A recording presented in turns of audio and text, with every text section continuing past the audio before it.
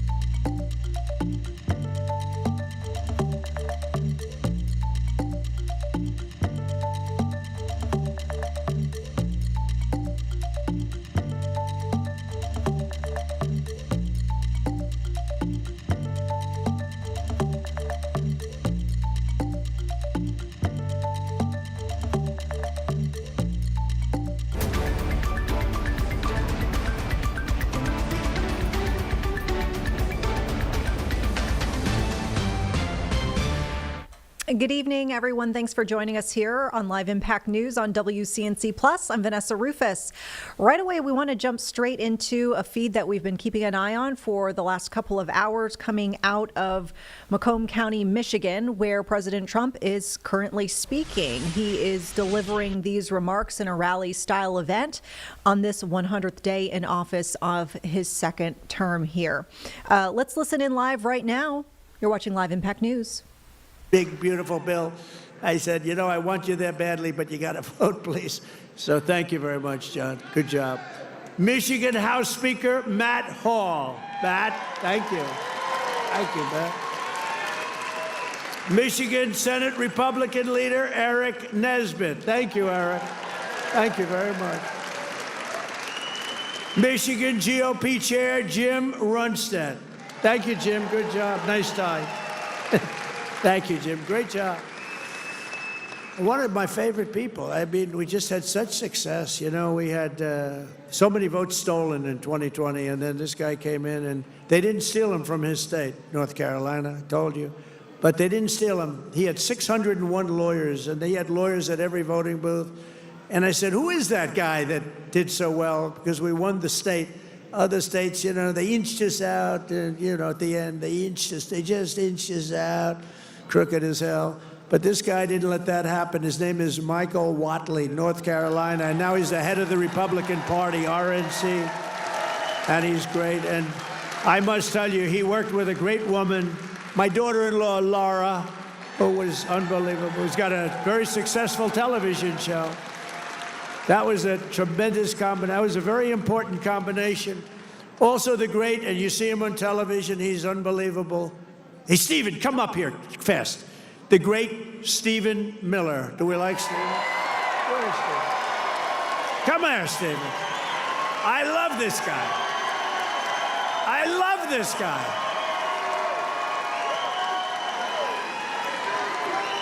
There is nobody smarter or tougher than Stephen Miller. Stephen, say a couple. Who's enjoying 100 golden days of America?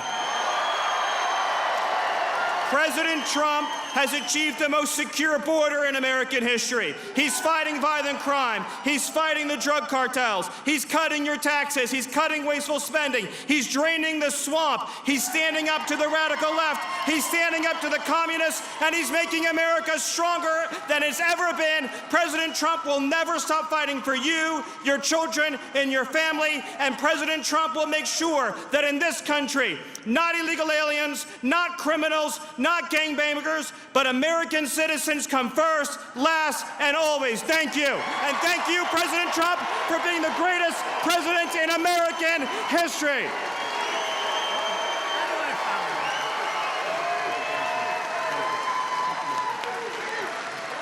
He's great. This guy, he is something special.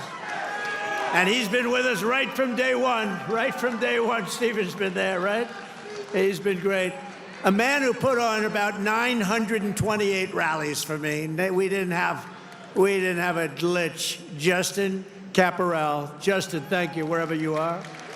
He's probably backstage working. We did over 900 of these. Thank you, Justin. And Margot Martin. Does anyone know Margot? Beautiful Margot. I call her the world's greatest photographer. Where is Margot? Margot's great. Where are you, Margot? And she's very shy, actually. She's both beautiful and shy. Thank you. Where? Where? Margot, come up here, Margot. Come up. Come on. You got it. This is the most beautiful. Now, look, I'm not allowed to say this. It's the end of my political career, but I'm going to say it anyway. She's the most beautiful photographer in the world. I don't know if she's the best, but she's the most beautiful. Trump 2028, anybody?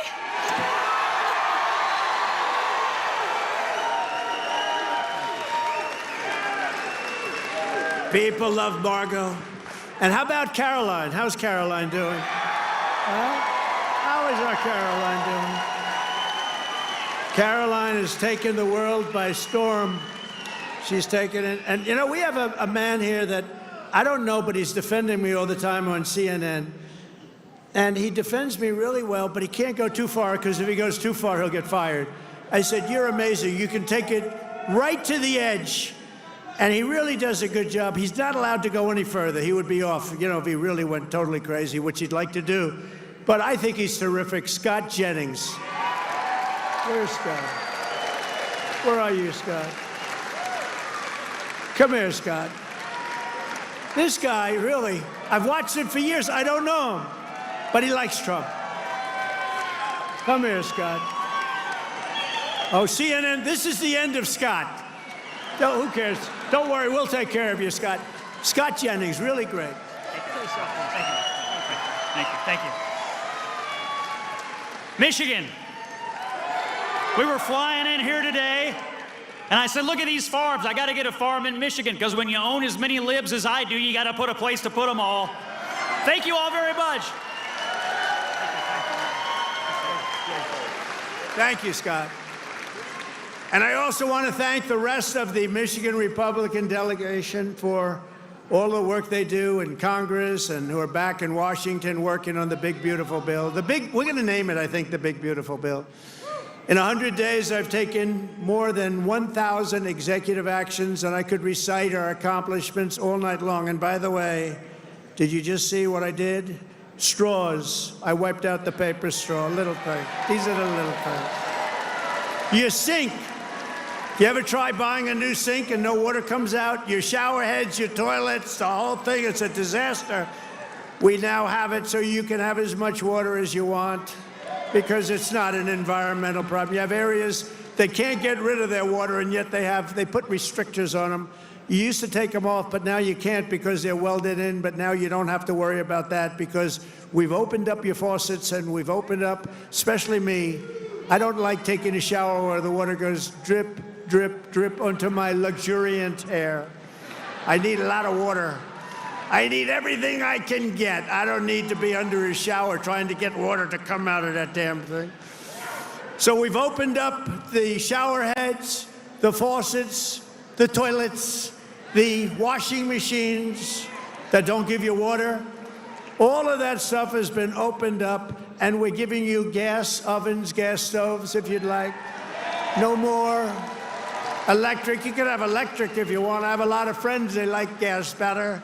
You're supposed to sell your gas stove or get it, I don't know, who do you sell it to? Maybe another country, because we're the only country that would be so stupid to that. But the stoves now, you can have gas stoves, all you want. Put 4 of them in your kitchen. I couldn't care less.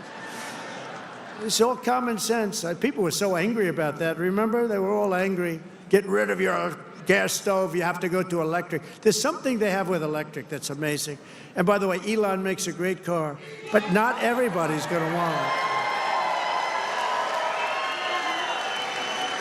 They all say, oh, well, Trump he's under the thumb of Elon. Do you think Elon was happy about ending the all-electric mandate? I don't think he was too happy, but he's a great guy. Honestly, never said a thing. He says, let me just compete fairly. By the way, it's not fair what they've done to him, too. That is a disgrace. That is a disgrace. But he's a great guy, and he's really helped us. And, they've saved $150 billion on waste, fraud, and abuse, Doge. So we want to thank him. He's an incredible guy. Anybody that can land a rocket ship, I saw this thing come in, I said, you got to be kidding, this rocket's coming in. Most of them go right into the ocean. But he lands it. I was on the phone with somebody talking, and I saw this thing coming in. It's spinning out of control, coming down. It's all burning. It's on fire. Looks like hell. I said, well, just another rocket going into the ocean. And then all of a sudden, you see the fire pouring out of the engines, and it starts to slow up, slow. Then it's straight. Then it starts moving over a little bit. Then I say, oh, no, it's hitting the gantry. It's going to hit. And the engines go, rah, straightens it out. And it gets hugged like you hug your beautiful little baby, right? And I said, who the hell did that? It was Elon.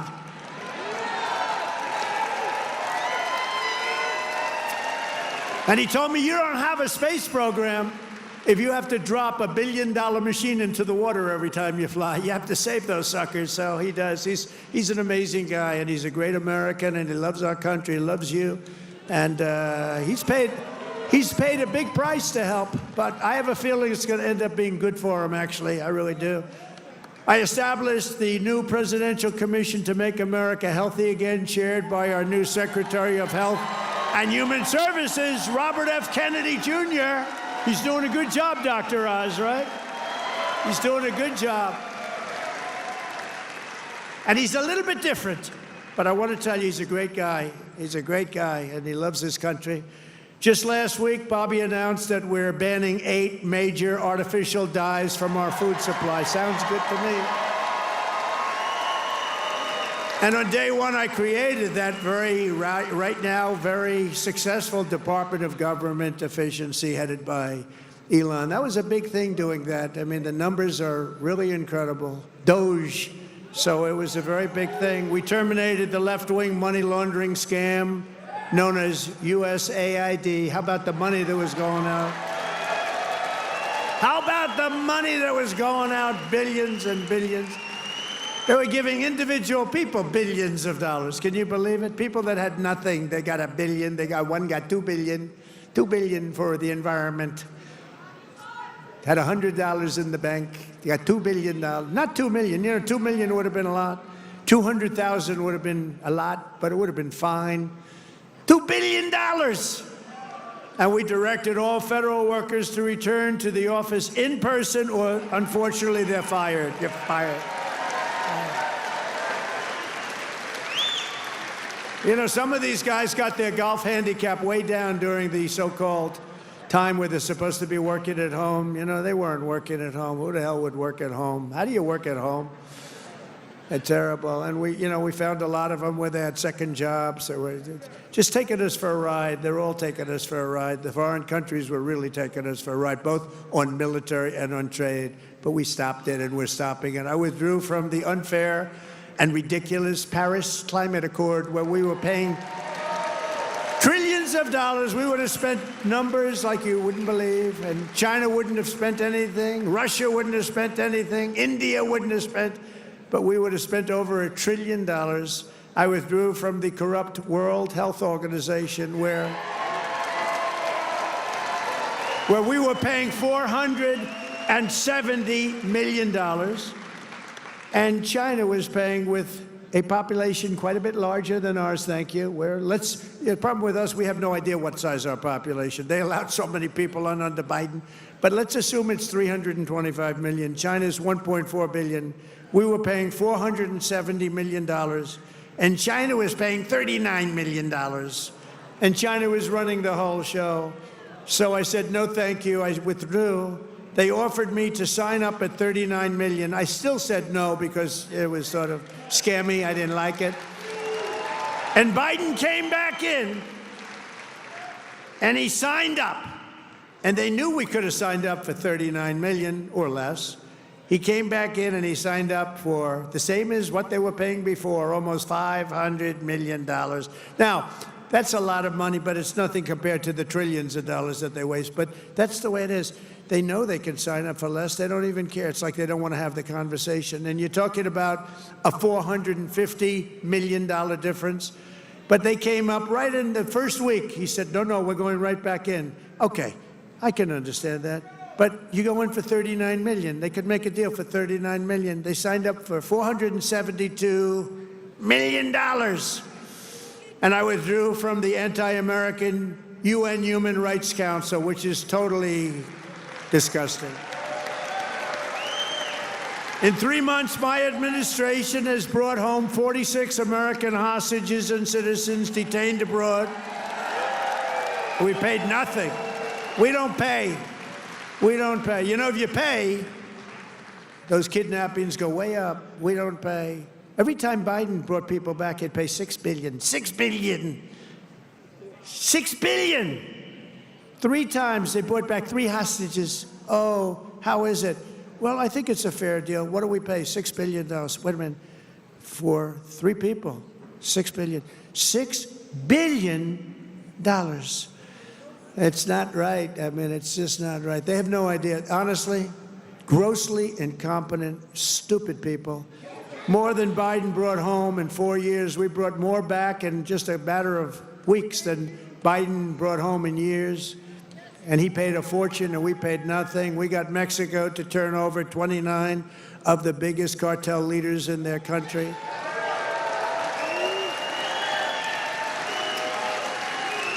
And we're charging Mexico and Canada and China big tariffs because of the fact that they've allowed fentanyl to come in and poison our country. They're paying a lot of money for that.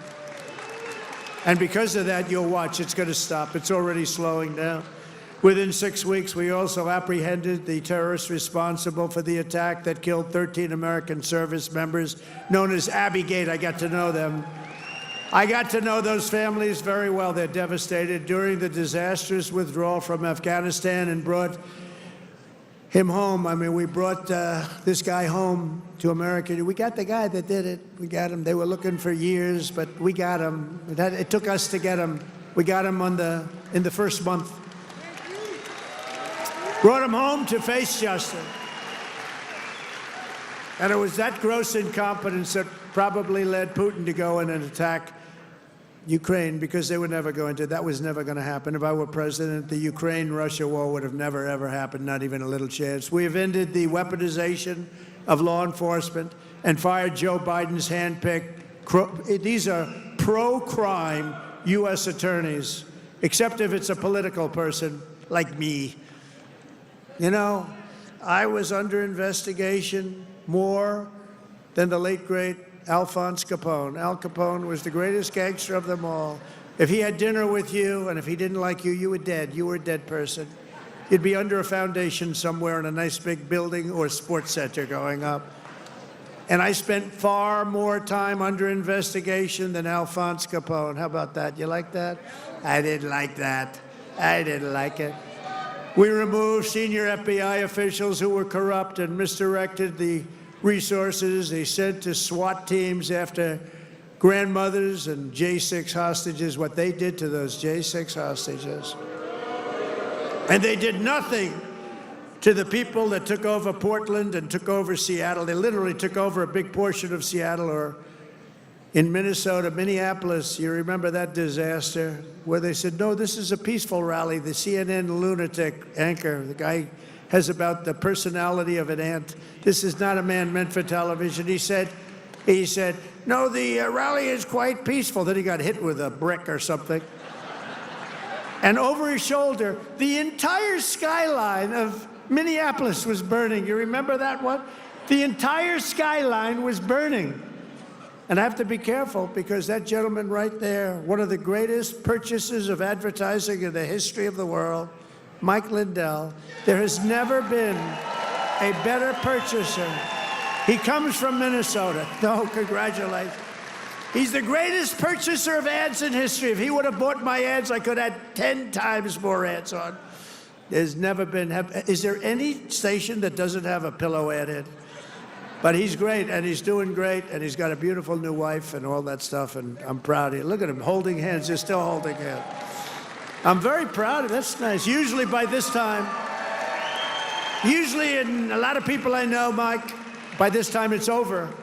It's over. Look at you holding hands. I love that. I saw that. I pardoned hundreds of political prisoners who had been grossly mistreated. We created a brand new DOJ task force on anti-Christian bias. It's a big problem.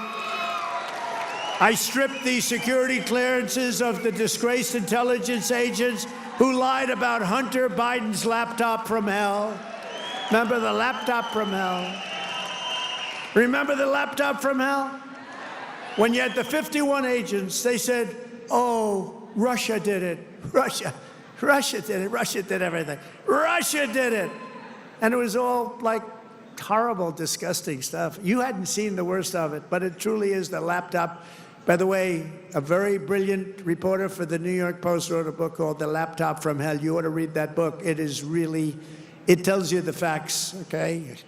It tells you the facts. Miss Devine, the great Miss Devine, she wrote an amazing book, actually, The Laptop from Hell. We also terminated the clearances of the Biden crime family and Joe Biden himself because he's corrupt.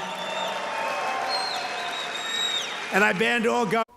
All right, folks, we just wanted to check in for anyone who is just joining us here on Live Impact News. You've been keeping an eye on President Donald Trump making remarks at a rally-style event in Macomb County, Michigan, on this 100th day of his second term in office. So we continue to watch. We'll let you know kind of a little bit of background on the scheduling. The president was actually supposed to depart shortly after 7 o'clock from where he's speaking right now, which is the Community College Sports Expo Center, and basically head back to D.C., but he continues to speak. So we're going to continue to listen in, and of course, any other feeds that pop up here on Live Impact News will take you back there. Let's listen in once again in full to President Donald Trump. Funny issue. No, it's about a 97.3 issue. I also proudly banned the use of puberty blockers and other chemical and surgical, right?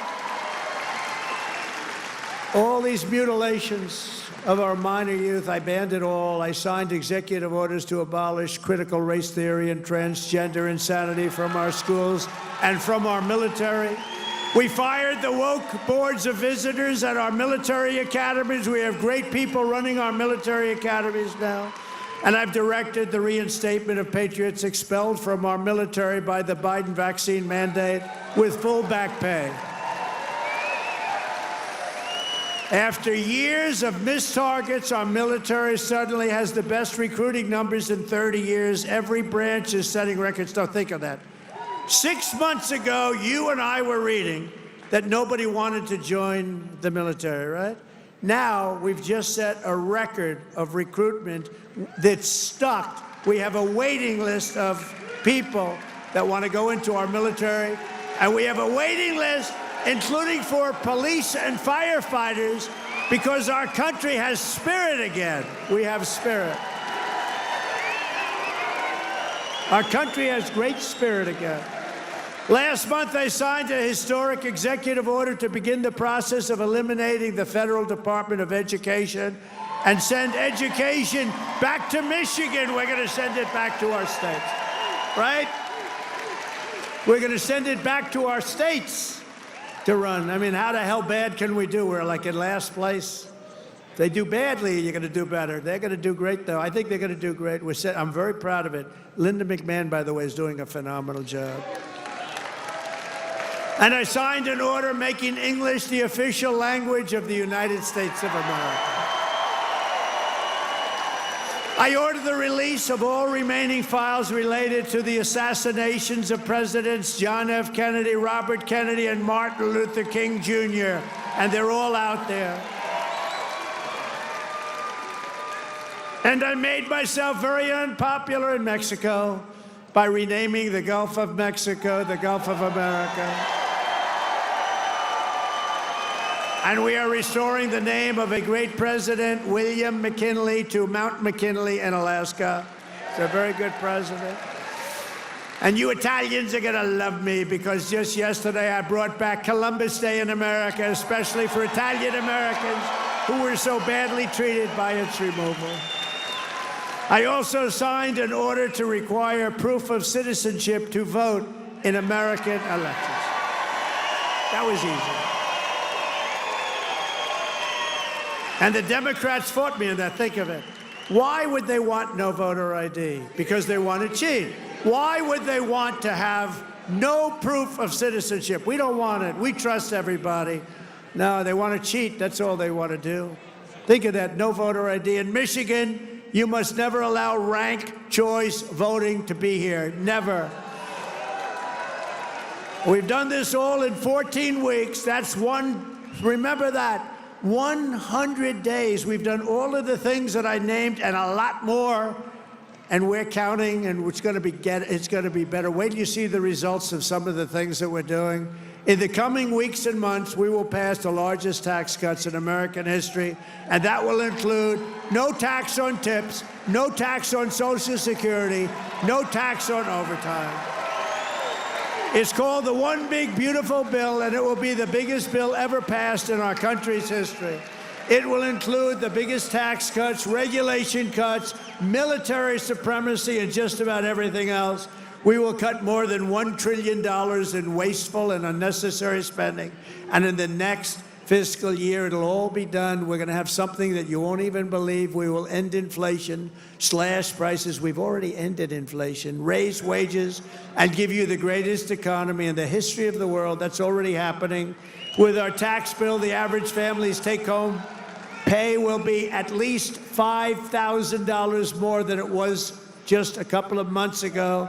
We will always protect Medicare and Social Security for our great seniors with no cuts, and we will defend Medicaid for those great people that are in need. House Republicans are working to invest more money in Medicaid than we spend today. The only thing we're going to cut is the corruption and the crooks that take advantage of some of the illegal schemes. So we want to preserve Medicaid for the most vulnerable, for our kids, pregnant women, the poor, and disabled Americans. We will fully and permanently secure our border. We will make the largest ever investment in U.S. military and build the Golden Dome missile defense shield. That's going to all protect us so we live a long and beautiful life. It's going to be made in Michigan, and it's going to be made right here in the USA. And 1 hour ago, I just made a speech at Selfridge Air Force Air National Guard Base, announcing that we are saving it, keeping it open, including thousands of jobs with the brand new state-of-the-art F-15s, which are coming to Selfridge. And we will crush violent crime and give our police the support, protection, resources, and respect they so dearly deserve. I will defend religious liberty, and I will defend the right to keep and bear arms. We will celebrate the 250th anniversary of America's founding in 2026, and we will teach our children to love our country, honor our history, and always respect our great American flag. And one day soon, American astronauts will plant the flag on the planet Mars. That's going to happen very soon. Every single day of my administration will continue to live by the motto, promises made, and you've seen it before, promises kept.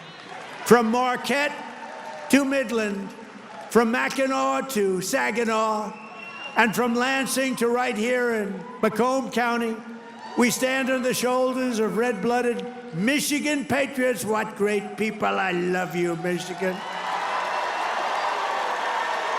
Who laid the railroads, worked the factories, tilled the field, forged the steel, fought the battles, and won the victories that built the Motor City and made this state into the pride of the America Midwest. And you know what? We're going to make it better than it ever was. It's already happening. You see what's happening. Michigan is the state that gave us the assembly line, Motown, Ford, General Motors, Chrysler, and put the world behind the wheel of an automobile. And under our leadership, we are making it greater every single day, and the automobile business in Michigan will soon, and it's going to happen really soon, it's already happening. They're signing left and right because of my taxation and tariff policies, which are policies of common sense and genius, be bigger and stronger and better than ever before. It's going to get better than ever before, and it won't even be close. Companies will be pouring back into Michigan. It was hardworking patriots like you who built this country. And on November 5th, 2024, it was hardworking patriots like you who saved our country. So thanks to your help, your love, and your support, after 100 days back in the White House, America is a free, proud, and sovereign nation once more. And our magnificent destiny is closer than ever before. It's closer than ever before. You have no idea how close it is. Our golden age has only just begun. We are one people, one family, and one glorious nation under God.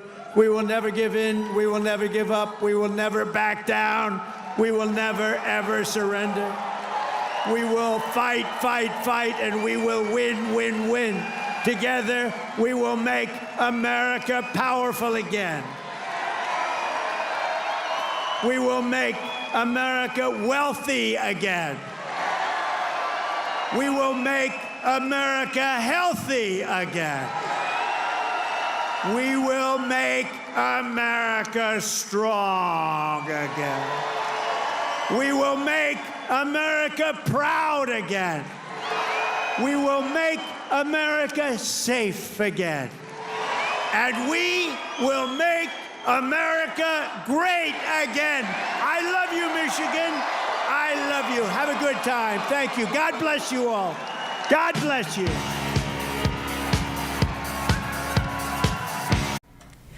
President Trump now wrapping up his remarks from Macomb County, Michigan, as he's speaking, as we mentioned, on 100 days in office of his second term. We've heard reaction from both sides of the aisle throughout the day, people talking about their thoughts on how the president's first 100 days of this second term are going. Some great approval from within the Republican Party. On the Democrat side, a lot of criticism. And in fact, we're seeing recent polling here showing the president's approval rating overall down to 42%. It would be the second worst approval rating for any president at the 100-day mark in the last 80 years. Turning the page now to Senator Peter Welch of Vermont, who's speaking on the Senate floor. We know that the Senate Dems have been staging an all-night address with multiple folks taking turns speaking on their thoughts on the president's first 100 days in office. Let's listen in live right now. The executive overreached. It's about the obligation we have in both parties to uphold the constitutional system of checks and balances. As many people have said, James Madison made the clear point that absolute power is the biggest threat. And if it's in any single branch, it has the capacity to bring down the entire structure of democracy. Now, why is that important? It's important not just because democracy is a form of government we're taught as young people to revere and to be proud of, that we have this oldest democracy in the world. It is because democracy is the tool by which the citizens in Utah and the citizens in Vermont, who may have very different points of view on a whole number of important issues, have that right to have a seat at the table, to have a discussion about how do you resolve these differences. And if we don't stand up for that, it means there is going to be a small circle of well-connected people around President Trump who make all those decisions and make it from the framework of what's best for them as opposed to what's best for all of us. That's the real threat here. And that is happening. You know, the fact that the president won't acknowledge so many failures of just for beginning the tariff policy and what we're seeing in this economy that is now revolving around this question of tariffs and on whom will they be imposed. What you're seeing is that if you're Apple Computer and you were at the inauguration, you can call up the Treasury Secretary, you can call up the President, and you can point out that these tariffs are going to have an enormously negative impact on Apple. But if you're a farmer in Vermont, if you're a snowboard manufacturer in Vermont, and you don't have Secretary Bessent's telephone number on speed dial or the President's, you don't get to make that call. And you have to live with that enormous impact on your cost structure and on what you have to charge customers and see your market evaporate. So it's as though the president is transforming the economy we've had that's been based on competition. You succeed if you have the best product and the best service into an economy that's based on access. Do you have the Treasury Secretary's telephone number so you can make your case? Do you have the president's number so you can make your case? And who knows what conditions the president imposes on whoever it is he's going to give the benefit of his capacity to make an exception for you or for your business. That's called corruption. And the worst thing that we can do is to inject as a material factor in the way the economy works, a corruption that is based on your ability to get special treatment because you've made campaign contributions, because you've made certain other concessions, because you look the other way. And that's what that's what's happening right now. You've got an administration that in the name of waste, fraud, and abuse is destroying institutions. You've got an administration that, based on an assertion that tariffs will make us rich, is causing inflation, causing enormous business uncertainty, and is ultimately going to lead us into a recession. You've got an administration that has now weaponized the Justice Department, the FCC, governmental entities where, yes, they have a very important responsibility to enforce the rules and regulations, but where their targets are cherry-picked for political reasons. And that is very damaging to the long-term well-being of our country and our democracy. So, Mr. President, it is time for this Congress to make an assessment of our obligation to the citizens we represent. When is enough enough? When has the executive gone too far? When is it that all of us should heed the pleas of the businesses, the enterprises in each of our states about this chaotic and very destructive tariff policy? When is it we will say no more to an executive pushing his weight around with private law firms, private employers, with our universities, and telling them unless they do it his way, they'll pay an enormous price in lost governmental funding or access to things that they need. Switching up the visuals for you here, we are going to keep Vermont Senator Peter Welch there on the left-hand side, speaking live from the Senate floor. We hear him speaking out about President Trump's policies on this 100-day mark of the president's second term, the first 100 days. But we have for you on the right-hand side live images from Cincinnati, an area dealing with severe thunderstorm warnings, at least for the next 10 minutes or so. However, we know severe thunderstorm watch has been issued for the area until midnight. So we'll keep an eye on things out there. It sounds like they do have the potential for hail, dangerous lightning, and some heavy rain. So as more develops on that front, we'll take you there in full. Meantime, we'll let you listen back into the Senate floor as folks are speaking there. Detention camps that have been filled with ISIS fighters were still being paid. And if our nation was attacked by a foreign enemy, or if we were thrown into a global pandemic, or even a global economic crisis, our allies had our backs. They had our backs because they knew that in their darkest hour, the United States would stand with them. Then, unfortunately, the Trump administration took over, and in 100 days, this administration has undone 6 decades of investments that have made the United States more respected and influential than any other nation.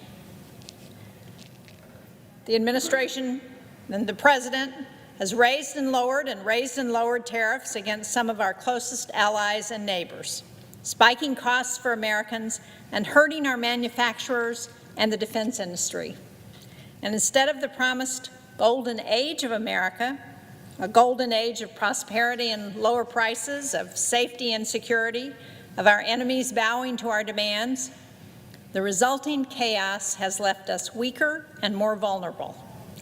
From global financial markets to New Hampshire supermarkets, consumers and businesses aren't sure what to expect. They're looking at higher prices, at layoffs, at longer wait times, and at uncertainty, which many business owners I've talked to tell me is just as bad as higher tariffs because they don't know what to expect and they can't plan. I recently met with a New Hampshire company called New Hampshire Ball Bearing. It's a company that makes bearings for the aerospace industry, and they do a lot of business with our Department of Defense. They're concerned because once the tariffs were announced, their only domestic steel manufacturer has increased his cost to be equivalent to what out-of-country companies are charging. But worse than that, they said that their lead time for steel that they use for the aerospace industry and for our Department of Defense has gone from 20 weeks to 2.5 years. I mean, think about that. The lead time to get the steel they need to make the ball bearings has gone from 20 weeks, which is a long time in and of itself, but now it's 2.5 years because of the tariffs. And the administration's attacks against U.S. research and academic institutions, against our international students, have also caused serious damage to our reputation as a global hub for STEM talent, not to mention those students who are graduating from our colleges and universities who we want to attract to stay in the United States because they are the next generation of talent. The policies of this administration have left us more vulnerable to the spread of deadly diseases like Marburg and Ebola. They've crippled our response to disasters like hurricanes in the Caribbean as we enter what is expected to be an active hurricane season. And just today, the Secretary of Defense said he would end the Women, Peace, and Security program at the Department of Defense. Now, he mistakenly said this was a program that was put in place by the Biden administration. That's not true. He wasn't even concerned enough to go back and look at the history. This is legislation and it is a law. It is not a rule. It is a law that we passed in 2017 during the first Trump administration. I know because I sponsored it. The House sponsor was our current Secretary of Homeland Security, Kristi Noem.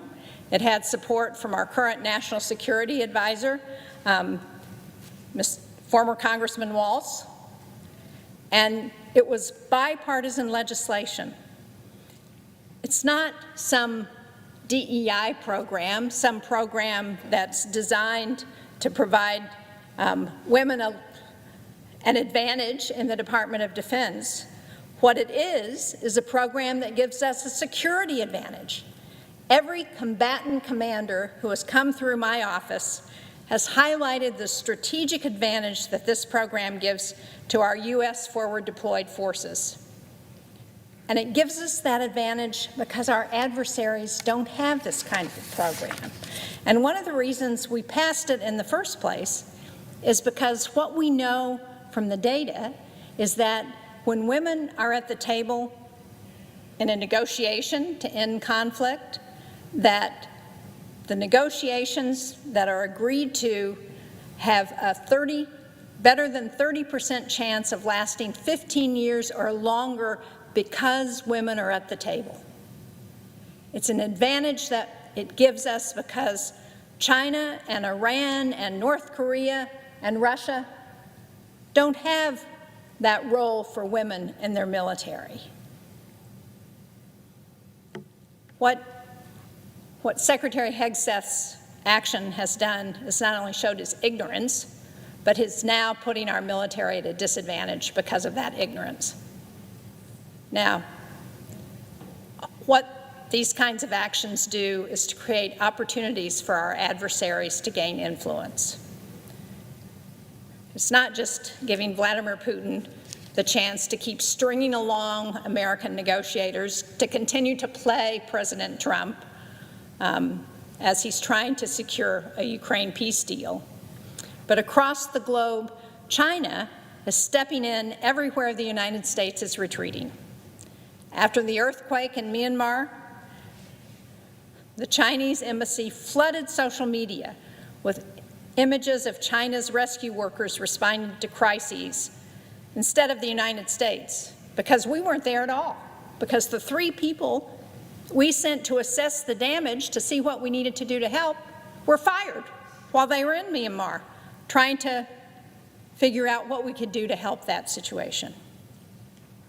So, China's image is being bolstered at our expense. Across Africa and Latin America, Chinese ambassadors are giving interviews focused on the unreliability of the United States. Okay, folks, so we'll continue to monitor the activity both on the Senate floor as Senate Dems are speaking out against President Trump's policies on this 100-day mark of his second term in office. We'll also watch the thunderstorm warning and watch that's underway in Cincinnati, Ohio. Anything big and breaking, we'll head back there. Of note, on the Senate floor, we see, of course, we mentioned a lot of activity with the Dems speaking out. There's actually supposed to be an additional vote that's going to happen, we think, sometime later tonight. We've had a couple of ambassadors who have been confirmed, so they were nominated, of course, by President Trump, and the Senate has confirmed 2 of them. And then there's one more vote that's yet to be taken, and that is the confirmation of Tillman Fertitta, who is an owner of the Houston Rockets and also CEO of Landry's Restaurants, which is a restaurant group over some of the restaurants, including Morton's and Joe's Crab Shack and McCormick and Schmidt. So, of course, we'll bring you back to the Senate floor when those proceedings happen. Meantime, we had an event here on Live Impact News that was happening kind of concurrent with the president speaking earlier in our window here from Michigan. So we wanted to take you back to this rally that has been underway, and Representative Becca Balint from Vermont organizing this rally in Washington, D.C., where we saw several folks speaking out about Columbia student Mohsen Madawi, who was detained earlier this month during a naturalization interview in Vermont. A Columbia student who showed up for that interview and was detained is being held in a facility in Vermont. So we're hearing them calling for Mohsen's release, and we've got here once again Representative Becca Balint leading off some of the speakers here. So let's listen in right now. Live Impact News on WCNC Plus. Thanks for tuning in. Hi, I'm Becca Balint. I represent the state of Vermont. Yay! I know there's a lot of Vermonters and people who have ties to Vermont in the crowd. Thank you so much. It means so much to me that you're out here. Mohsen Madawi is a cherished member of our community in Vermont, and I want to do everything I can to elevate his story because it is an indication of just how far from our values we have strayed. And so thank you. And a lot of people were asking me just now, does it matter to come out on the streets? Does it matter to protest? Absolutely. This administration needs to know that we are watching very carefully what they are doing, that we care about our rights. And so when people say to me, how do I get other people out to join me in the streets? You have to let them know it is about standing up for all of our rights, but it's also about giving Mohsen Madawi and other people like him the understanding that we are standing with him. Do you know how lonely it is to be captured off the streets by people in masks and hoods in unmarked cars? When they wonder, is anyone thinking about me? And the answer is absolutely. And that's what it means that you're out here, that you are indicating to Americans, but also to him and his team that you care. So thank you so much for being out here. So look, this is what I know. There is nothing more important than a man's liberty. Nothing. And that is why his story and the stories of others like him have captivated this nation. It's the reason why so many people, even those who voted for this president, have said, we do not approve of what you are doing around immigration. We do not approve of how you are treating people with green cards. So we have to continue to elevate these stories. So you know this, but I just want to lay it out for you. People right now in our country are being disappeared by this administration. Children with cancer are being shipped off illegally. Babies. Students are being harassed and detained and intimidated and threatened.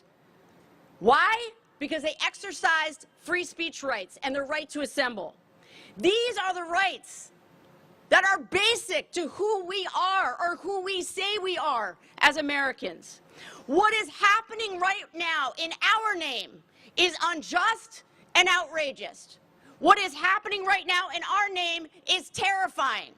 And what is happening right now in our name is against everything we say that we stand for as Americans. And it's so important to be out here in front of the State Department. Marco Rubio, stand up for due process. Stand up for the Constitution. If you believe in freedom as you say you do, then prove it. Prove it with your actions, not your empty words. I felt compelled to bring together this event. And thank you, Pramila Jayapal, for being with me. There are going to be other members of the House and Senate in just a few minutes joining us. I felt compelled to tell the story of Mohsen Madawi. As I said at the top, that he is a beloved member of the community in Vermont. Now, you may not know his story because there have been so many stories. How can we keep track of all of the outrageous actions of this administration? It's very hard to keep them straight, but these are people with stories, and we have to continue to uplift them. So look, here's what I want you to know. He's been a permanent legal resident in Vermont for 10 years. He's a student at Columbia University. And earlier this month, he was invited to his very last stage in achieving citizenship. He had gone through the entire process. It was the very last meeting he was supposed to have. But it was a trap. This is what our government is doing in our name. It was a trap. He was lured there with the promise of finally having citizenship. And what happened? He was arrested and detained with no charges given. No charges given. Rubio says he is a threat to our foreign interests. And yet, exactly, BS, he provides no evidence, no examples. It's clear he's being detained because he exercised free speech and because of his advocacy for Palestinian rights. And I have to tell you, if Trump's brown shirts are so proud of what they're doing, take off your masks when you go to arrest people. Pull down your hoods. Show us your faces. Because you are doing this in our name, and we will not stand for it. What happened to Mohsen Madawi is an outrage that every person of conscience should be appalled by. If it can happen to him, you know what I'm going to say. If it can happen to him, it can happen to you. Tomorrow, Mohsen has another hearing in Vermont. He must be released. They have no right to be holding him. He deserves to be home, furthering his studies, and not sitting in a jail when he is a threat to no one. We are out here because we understand that if we detain people for speaking their minds, we are not America anymore. We are not a free society. We are not a democracy. They are trying to silence him because, more broadly, the Trump administration is trying to silence us. That's what this is about. That's the plan. Intimidate, harass, bully, threaten so that we will stop talking. But we're not going to stop talking, and that's why it's so important that you're out here today. We're not going to stop talking. We are not going to stop fighting for justice. Every day, each day, we will hold this administration accountable. So thank you so much for lending your voice to this cause. I know it means a lot to Mohsen Madawi and his team back in Vermont. It matters that he sees people standing up for him. So thank you so much for taking the time. And now, I am so excited to introduce someone who knows what it's like to stand up for everyone in his state of Maryland. Senator Van Hollen wasn't going to let his constituent be shipped off to El Salvador without a fight. And Senator, we were with you in spirit, all of us. You were speaking for all of us. And he was there fighting for a man that you know his story well, Kilmar Abrego Garcia, a father, a Marylander, and just like all of us, deserving of due process. Let's hear it for Senator Van Hollen. Thank you so much for making time. Okay. My apologies. We're switching it up. I'm going to talk about another great man, my senior senator who's been crisscrossing this country, fighting for all of us. He is a hero to so many of us in the crowd. My senior senator, Bernie. Thank you so much. Thank you. Well, let me thank Becca for helping to organize this event, for all of you for being out here today. It's hard for me to add anything to what Becca has said. All of you know that Mr. Madawi of White River Junction, Vermont, has lived in this country and in my own state of Vermont for the last 10 years. He is part of the community there. In that decade, he has made many friends, he has built bridges, and he has used his voice to advocate for peace, justice, and dignity for Palestinians and Israelis. And as Becca mentioned, when Mosen walked into an immigration office 2 weeks ago for what was supposed to be the final step, think about this, the final step in his citizenship process. He's about to become a citizen of the United States. He followed all of the rules. He followed the law. But instead of completing the process, Mosen was illegally detained. Armed, masked individuals in plain clothes arrested him, forced him into a car, and refused to provide any information as to where they were taking him or why or what would happen to him. This took place in the state of Vermont, in the United States of America. Now, not only was this action cruel and inhumane, most importantly, it was illegal, it was unconstitutional.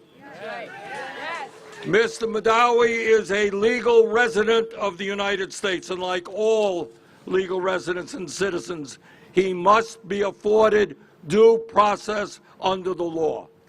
Unbelievably, and it is quite unbelievable, Mr. Madawi, up until this moment, has not even been accused, let alone convicted of any crime.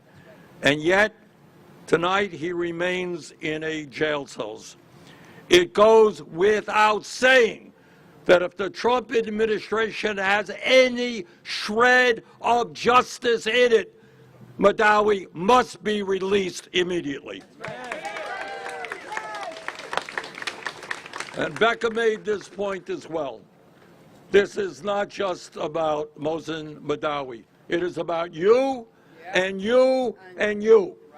If you can pick up a legal resident off the streets, throw him into a car, and put him in jail without any due process, that could happen to you.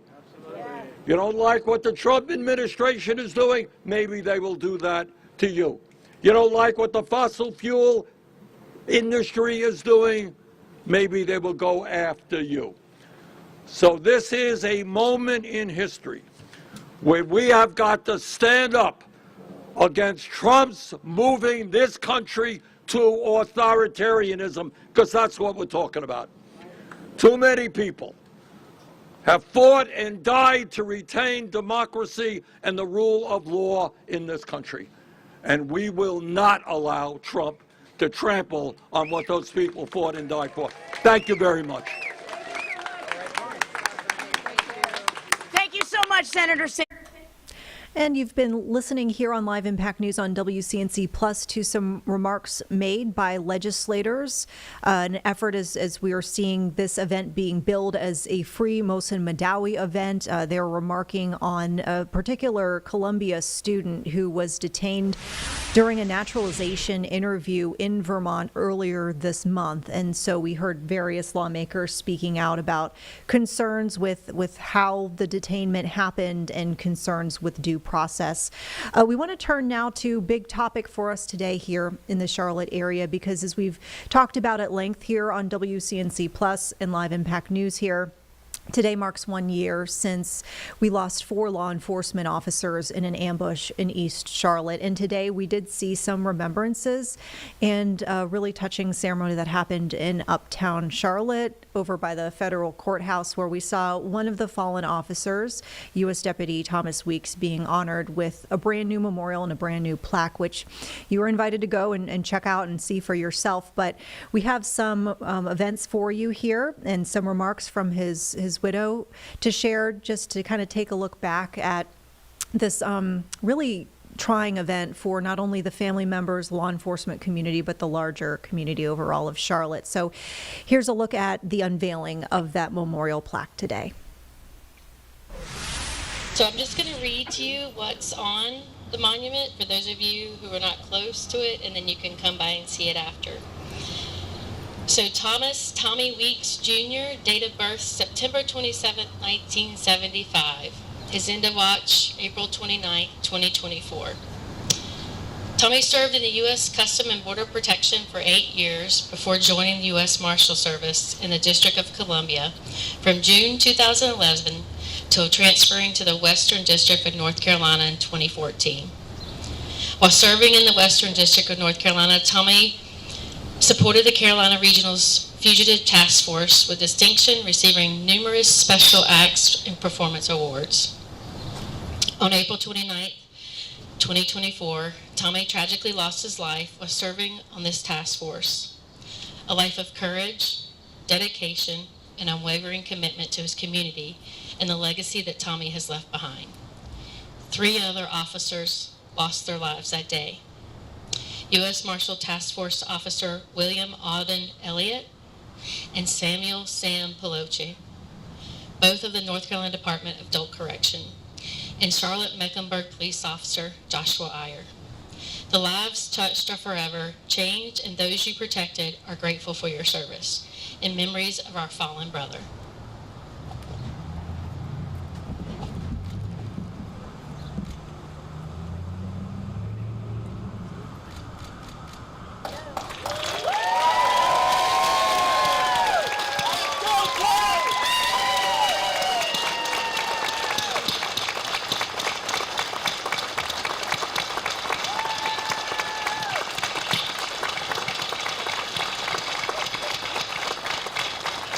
So everyone, please feel free to come by, but now we're going to go tell more stories on Tommy inside and make some more laughs and laughter. So thank you for being here.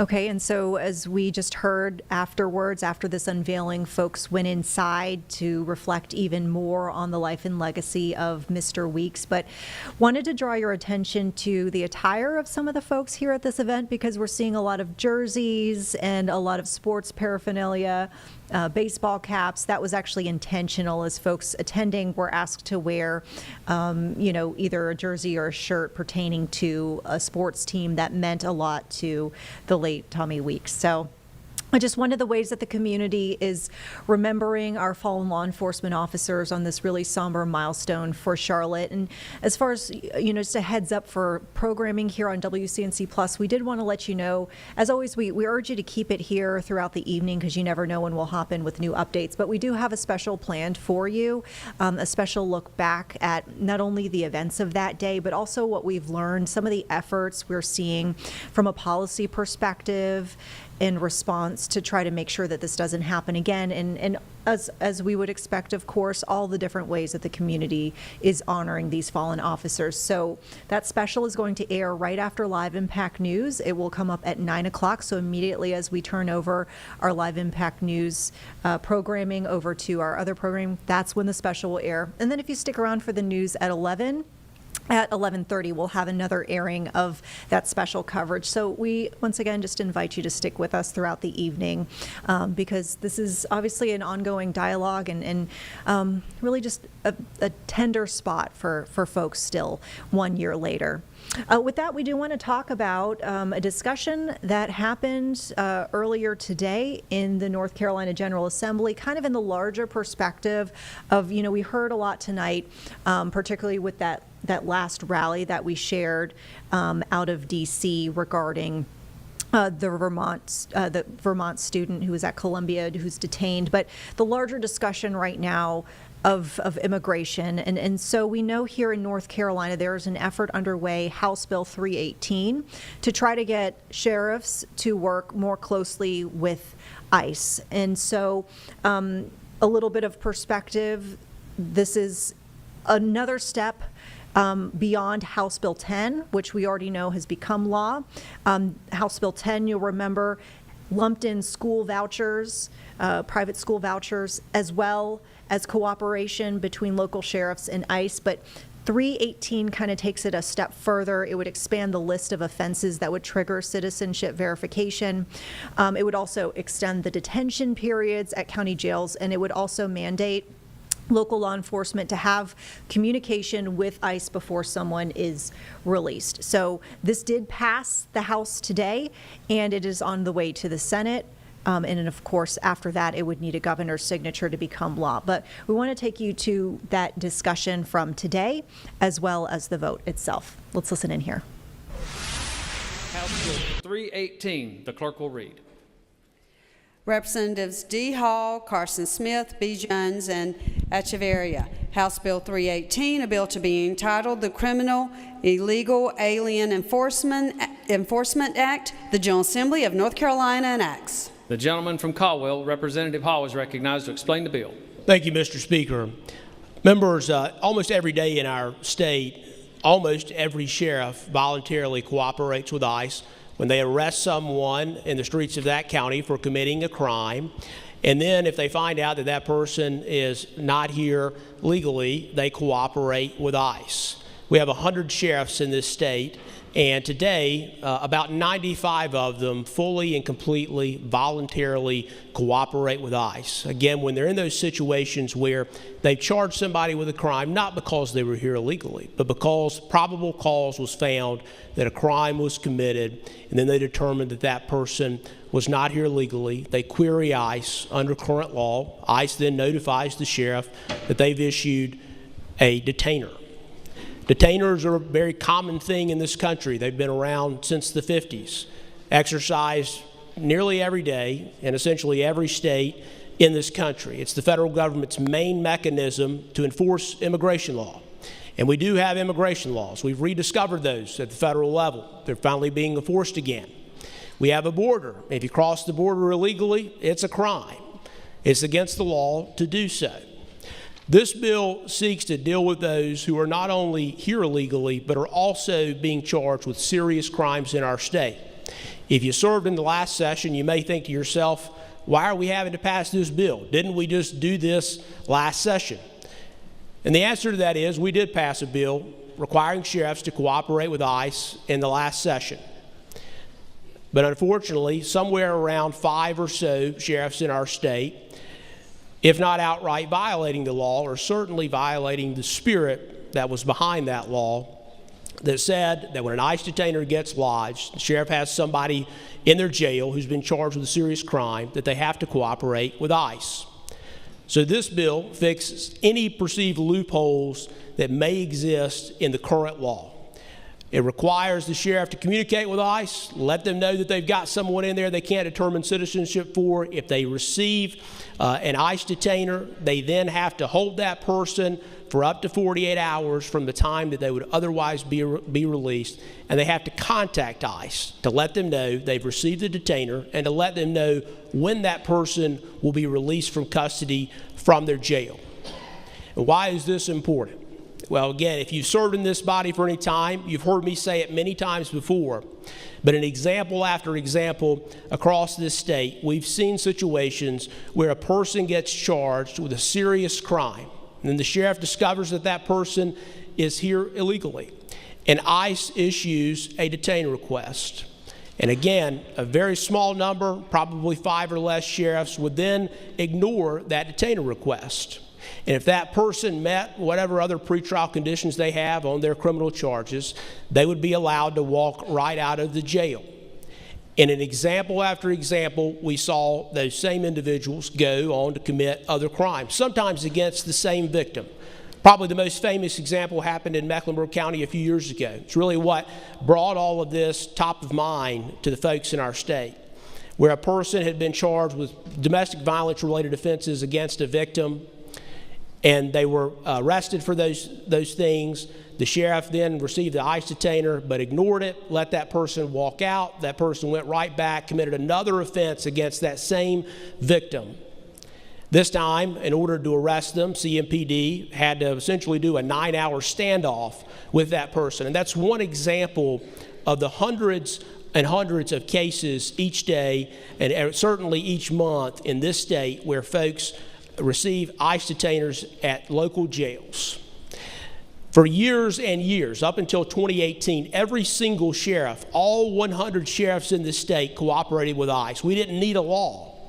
And that makes sense because the sheriff's first job is to keep the people of their community safe. And all across this country, law enforcement at every level, they cooperate with each other on virtually every other issue. And again, until 2018, our sheriff, every single sheriff in this state, all 100, cooperated with ICE when it came to detainer requests. And again, for whatever reason in 2018, 5 or so, maybe 6, decided they just weren't going to cooperate at all with ICE. Doing so, I would submit to you, is simply putting politics ahead of public safety.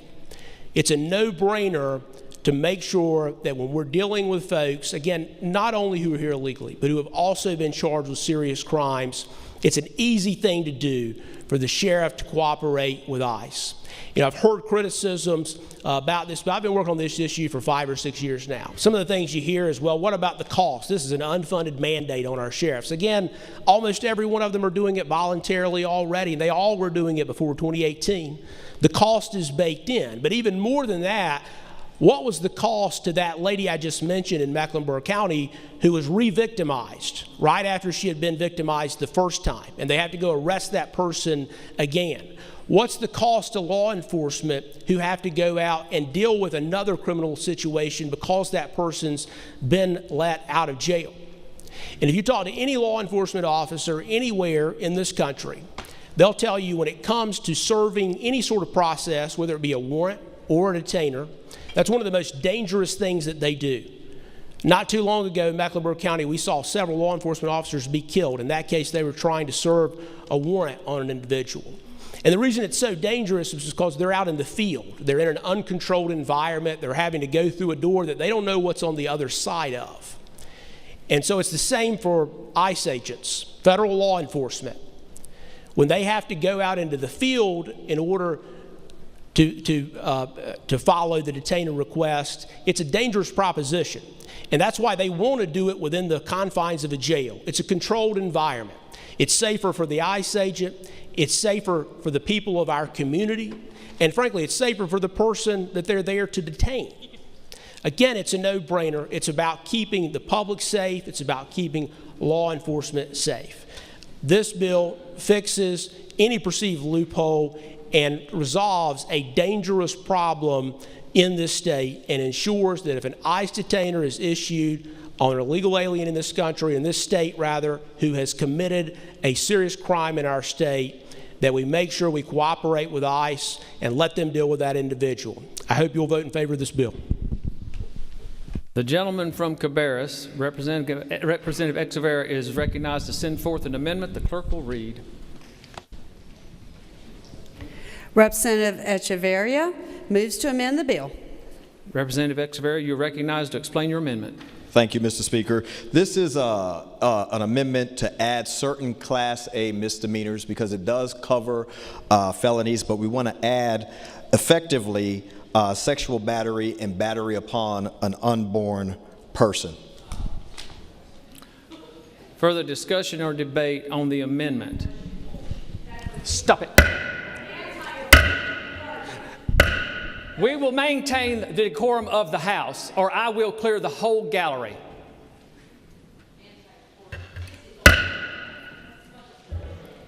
Thank you for coming. Further discussion or debate. Representative Moray or Silveira, do y'all intend to speak on the amendment? Do you intend to speak on the amendment? Yes, I just have a question on the amendment. Does the gentleman yield? Yes. He yields. Thank you. Representative Silveira, you said a Class A misdemeanor? Class A1 misdemeanor. A1s, okay. Yes, from Thank Section you. 6A All right. and from Article 6A and Article 7B. Okay, thank you. Thank you. Discussion or debate. Here now, the question for the House is the passage of Amendment A1 on House Bill 318. All in favor will vote aye. All opposed will vote no. The clerk will open the vote.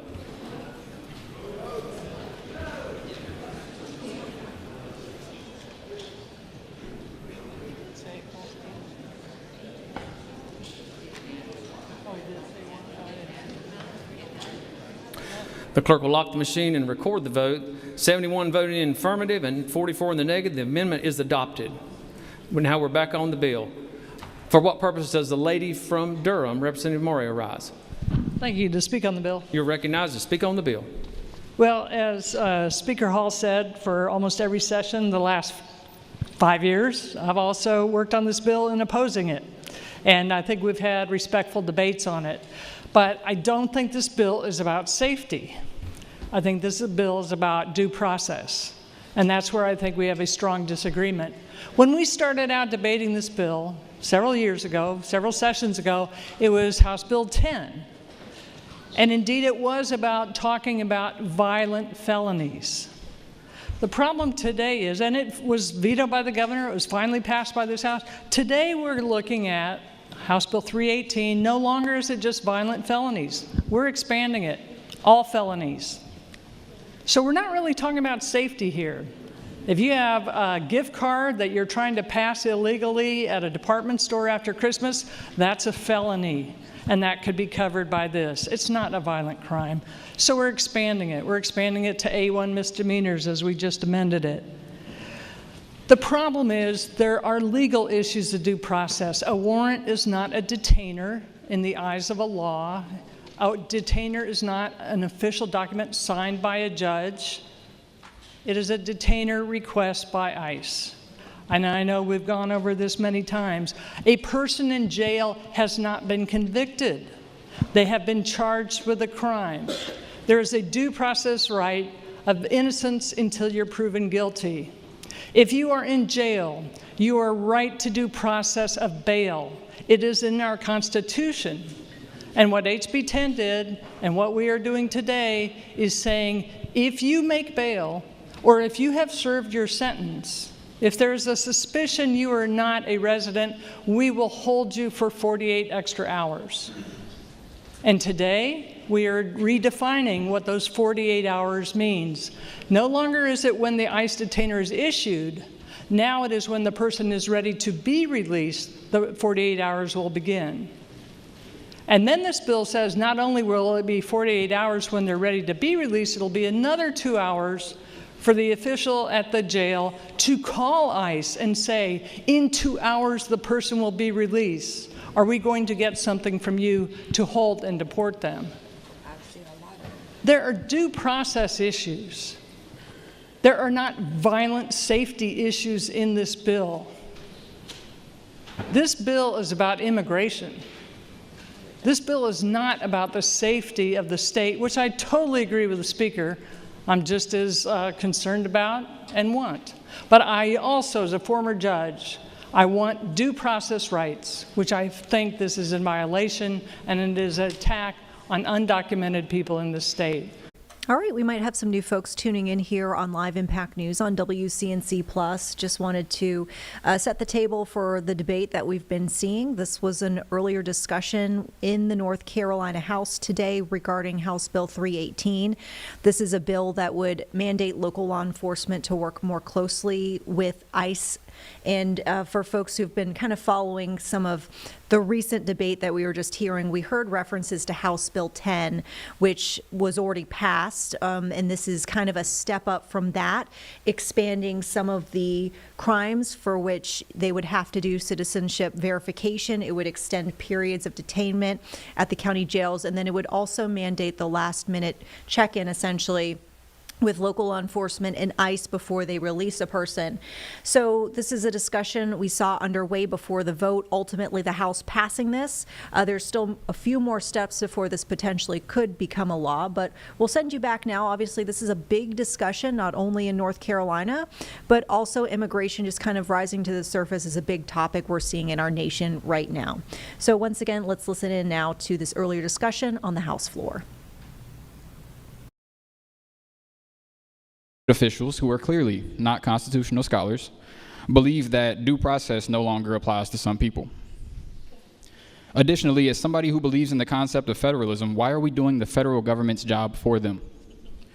In the first month of this new administration, 447 detainers were issued by ICE right here in North Carolina. And of that, can you guess how many were actually taken into ICE custody? 53. 53 people, or just 12% of those detainers. So how effective is current law in the first place? How is requiring sheriff's departments across the state to hold individuals who may otherwise be eligible for release good policy?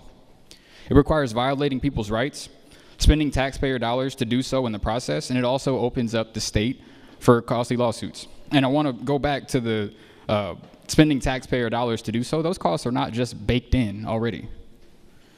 It gets us no closer to the safer North Carolina that we all want. It only plays into a narrative created by a deeply unpopular federal administration to scapegoat people who don't look a certain way, who don't speak a certain way, or who come from different places for the issues that we have, and that's just not the case.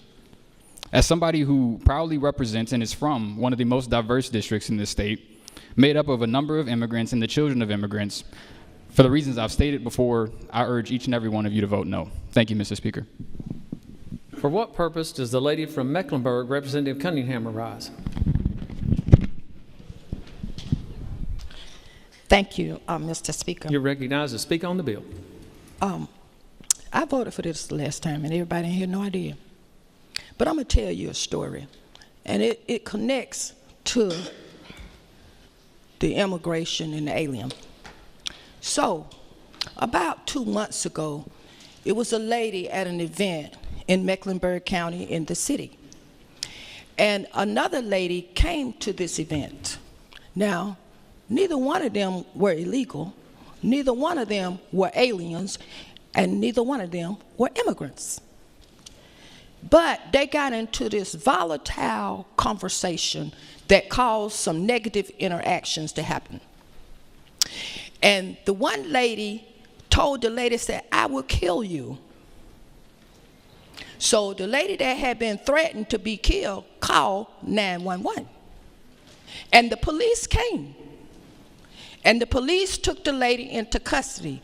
And the police sent the lady to the jail. The jail let the lady out. They gave the lady a ride back to the location where the lady's life had been threatened. Guess what happened?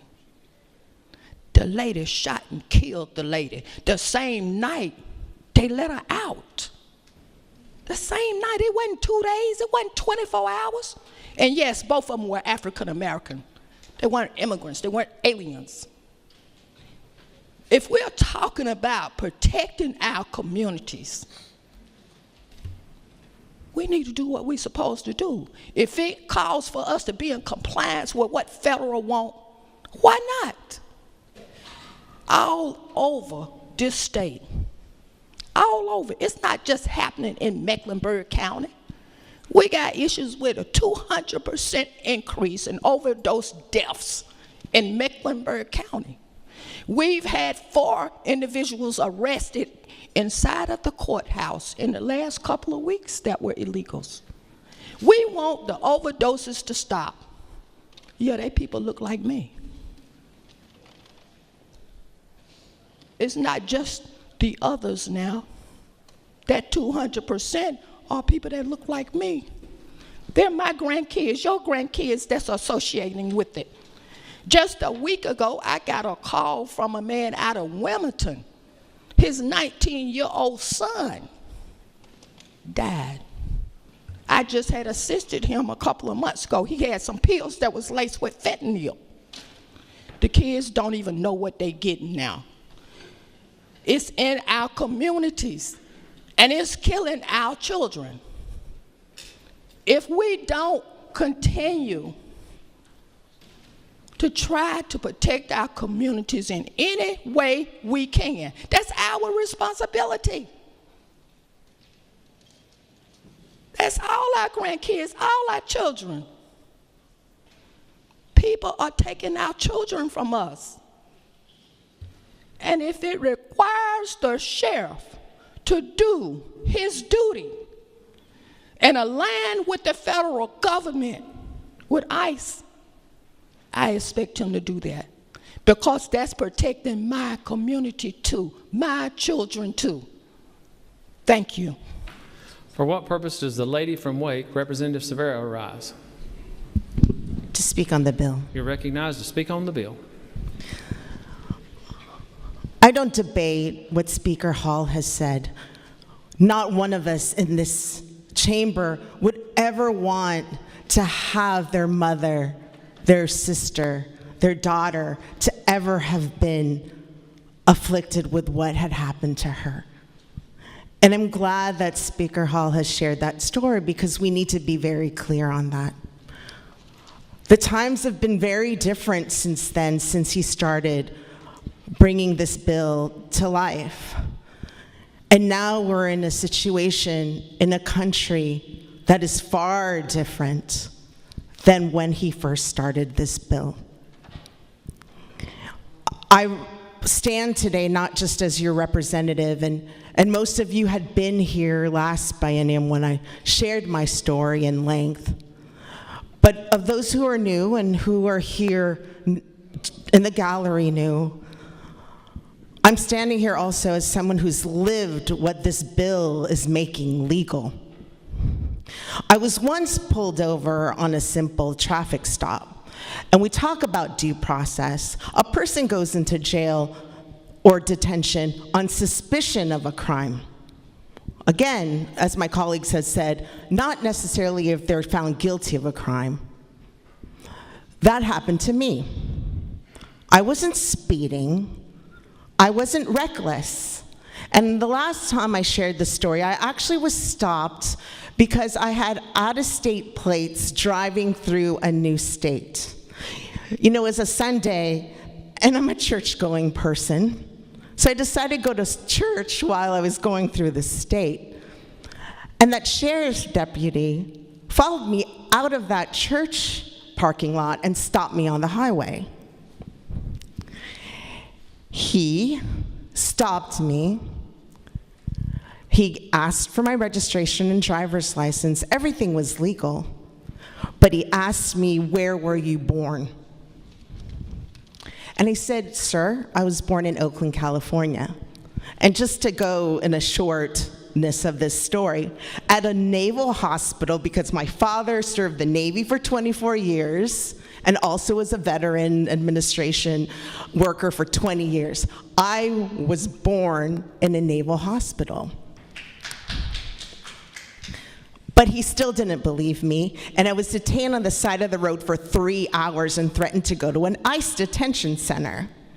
Born in America to a hero, he was decorated with a Purple Heart, and that's a longer story. But this is another story in contrast to what has been shared when it comes to being in favor of this bill. I was stopped because of how I looked, what my name is, Maria Luisa Cervagna. And I was treated like a criminal in my Sunday best on the side of the road for 3 hours. I was questioned, threatened to be detained, and humiliated with no cause, no crime, and ultimately no apology. This experience has burned in me, And House Bill 318 would turn it into an official state policy in the state that I love so much, and I fight so hard for each and every one of you and every single person here in this state. This orders law enforcement people to hold people longer, not just because they're guilty, because they still haven't been charged for a crime, not because of evidence, but simply because of suspicion. Because who they are or they're assumed to be.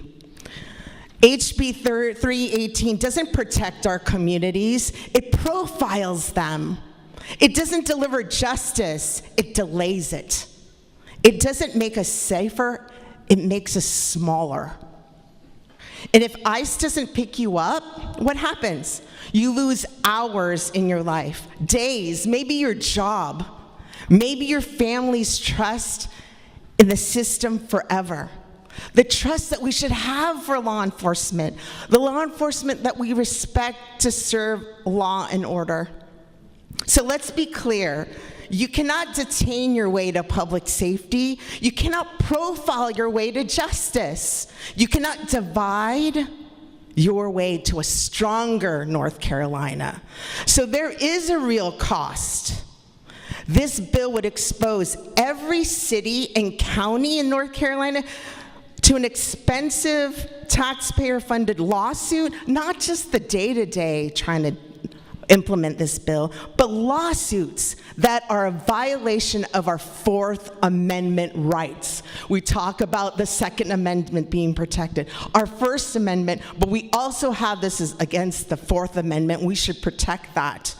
So today, it may be people who look like immigrants, but tomorrow it could just simply be somebody who looks different from you, sounds different from you, prays different from you. So this bill is not about public safety. It's about fear. It's about division. And it's a distraction from the real work that's making our communities stronger, safer, and more just. As my colleagues have said, we should be supporting other efforts to make our communities stronger. Let's put more into law enforcement. Let's make our entity here supportive of the real work our law enforcement does. So I refuse to stand by for us to make fear and weaponize things into law. I refuse to turn my memory of injustice as a blueprint for more to have this happen to other people. And I will not help and turn suspicion into sentencing. And I will not vote to write humiliation into the laws of North Carolina. This is for our Constitution. This is for our communities and for the dignity of every single person who calls our great state home. So I urge you all to vote no on House Bill 318. Thank you. For what purpose does the lady from Mecklenburg, Representative Dew, arise? To speak to the bill. You're recognized to speak on the bill. So I will echo an experience. A lot of people don't necessarily know that Aisha is the first wife of the Prophet Muhammad. I was born and raised here in Charlotte, North Carolina, and I lived in Connecticut and New York, and shortly after 9/11, I was always randomly stopped. I was asked if I was somehow a participant in what took place in 9/11. It was a very hard environment, specifically in places of security, to feel like I might be safe. I also had family members who were disappeared in the airport for hours. So when we get into the fact that we have one of our own citizens who was deported to El Salvador, when we have people who were also deported, hundreds of people deported to the wrong place who were also U.S. citizens where they were not from, we can't even quite keep count of how many mistakes are taking place right now. So I agree, we need to focus on due process. They're innocent until proven guilty. for violent crimes as a person who has unfortunately lost entirely too many people to violent crimes. It is not a game and it is not a joke. I've lost too many people to domestic violence, and so none of us are saying that we want to endanger our communities and our citizens. And because we do not want to endanger our community and our citizens, that means all the people in my community who have different names and who look like me and look like others. For what purpose does the gentleman from Caldwell, Representative Hall, arise? To debate the bill a second time. You're recognized to debate the bill a second time. Thank you, Mr. Speaker.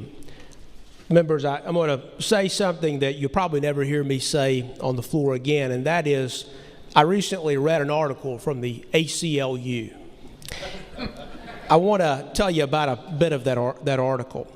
It says, the United States has a proud tradition of individualized due process. No matter who you are, everyone deserves their day in court. This is especially important for immigrants, many of whom might qualify for prosecutorial discretion. Yet alarming new evidence has surfaced that in 3 out of 4 removal cases, this does not happen at all. 3 out of 4 cases, there's no due process. Article says, under today's removal system, only 1/4 of all people facing expulsion get to present their case before an immigration judge. This article was from 2014. It goes on to say the Obama administration has prioritized speed over fairness in the removal system, sacrificing individualized due process in the pursuit of record removal numbers. The old argument that I've heard for now 6 or 7 years that somehow ICE detainers are unconstitutional or this bill is unconstitutional, it's fine for anyone to have the opinion they want to have. But the reality is the U.S. Supreme Court and virtually every court in this country disagrees with you on that. Barack Obama, at least in 2014, disagreed with you on that. We've heard about lawsuits after lawsuits, and again today in this country, in every jurisdiction, ICE administrative warrant detainers are used every single day. The argument that somebody might be sued for something is not very impactful in this case, in a method that's been used in this country for probably 75 years. And I've heard the argument a lot about, well, immigrants don't commit crimes at as high of a rate as others, and we just should leave them alone. I've talked to people who have been victimized by folks who happen to be here illegally. Family members who lost a loved one, whether it be a drunk driving accident or just a straight out murder. And when I hear some of those arguments, not just here today, but I mean anywhere out just in public and hearing folks talk about this bill, and I hear them say, well, we shouldn't cooperate with ICE at all. We should just do all we can to help those folks and don't worry about federal law. I often imagine that being said to some of the folks who I've stood in front of who lost their loved one because somebody was here illegally and victimized them. And the reality is that person should not have been here. That's a tough pill to swallow when you lose a loved one anytime, to violence or otherwise.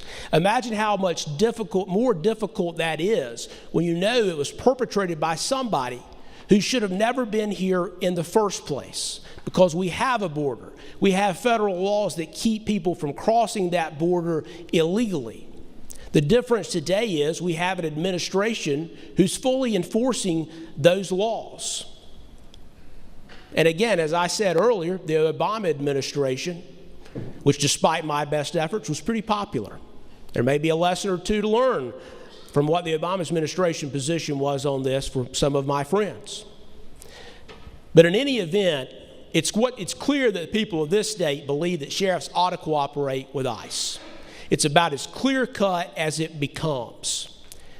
Sometimes I talk to folks about this when I'm out in public, and folks will ask about it or it'll come up, and people generally cannot believe that there are sheriffs in this state who refuse to cooperate with ICE.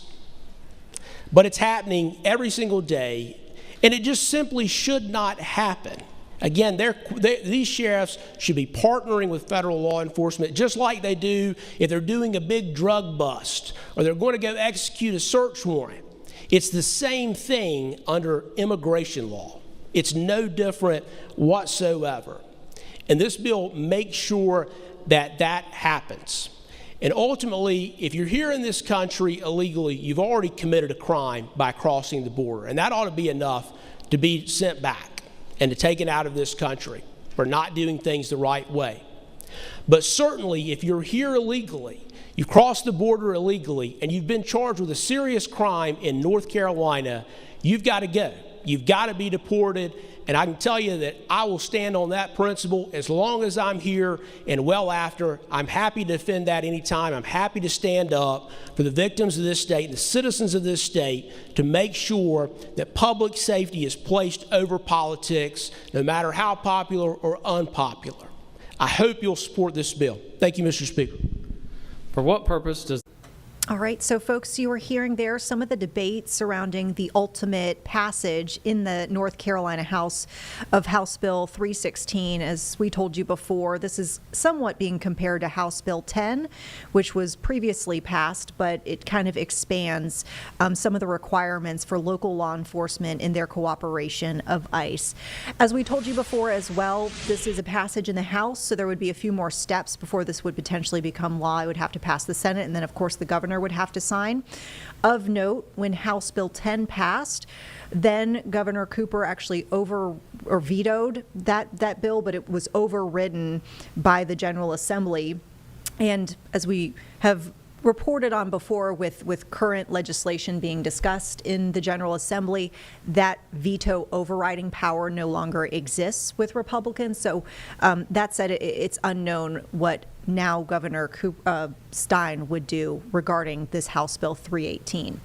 More on that to come. We do want to kind of set the table for the upcoming hour here on WCNC Plus. On Live Impact News today, we've had extensive coverage of this somber milestone that we're seeing in the Charlotte community today, and that is the 1-year mark since the East Charlotte officer ambush, where we lost 4 law enforcement officers as they were trying to serve a warrant against a suspect on Galway Drive.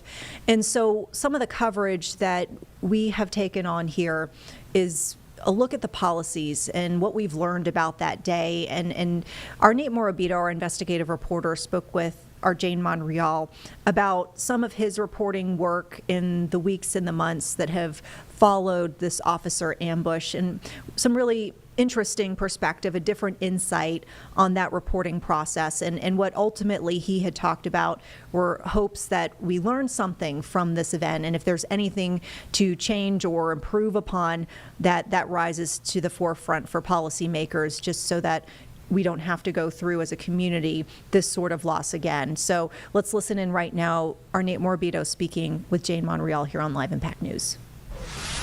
Today marks 1 year since somber anniversary here. 4 officers killed in an ambush in East Charlotte. And today at 5:30, we're going to take a look at that day. What has changed? The questions we still have in honoring the officers. Of course, a couple of weeks ago, we did have one of the officers here, CMPD, one of the survivors who was injured, Mike Giglio, I believe, who played in the Salute to Heroes event over the weekend, last weekend at Bojangles Coliseum. Nate Morabito now here joining us in the Live Impact studio. And Nate, we were both covering that fateful day a year ago.